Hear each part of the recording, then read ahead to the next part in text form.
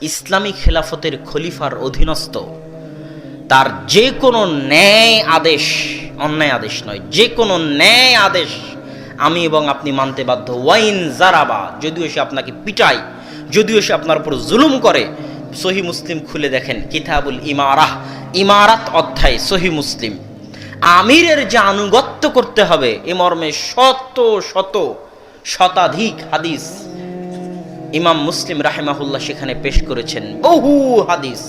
ওগুলো সবই হচ্ছে রাষ্ট্রীয় ক্ষমতার খলিফার আদেশ নির্দেশ। যদি ন্যায় হয় তাহলে আমি আপনি মানতে বাধ্য, যদি না মানি, যদি বিদ্রোহ করি তাহলে আমি খারিজি। খারিজি মানে যে বের হয়ে গেছে। কি থেকে বের হয়ে গেছে? আনিল জামা, জামাত থেকে বের হয়ে গেছে, সে খারিজি।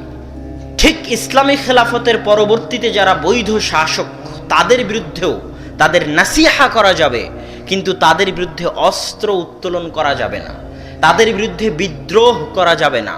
যদি কেউ বিদ্রোহ করে, অস্ত্র উত্তোলন করে, তাহলে সে খারিজি। কি থেকে খারিজি? কি থেকে বের হয়ে গেল? জামাত থেকে বের হয়ে গেল। সরকার চাইলে তাকে হত্যা করতে পারে, তাকে ফাঁসির কাস্টে ঝোলাতে পারে, এটা সরকারের ইখতিয়ার। আল্লাহ রাসূল বলে গেছেন, রাসূল সাল্লাল্লাহু আলাইহি ওয়াসাল্লাম স্পষ্ট নির্দেশ দিয়ে গেছে যে যদি আমি তাদেরকে পাই, এই সমস্ত খারিজিদেরকে যারা জামাত ছেড়ে দেয়, লাকতুলান্নাহুম কতলা সামুদ, তাহলে আমি তাদেরকে সামুদ জাতির মতো হত্যা করব। কেননা এরা সমাজের জন্য বিষ।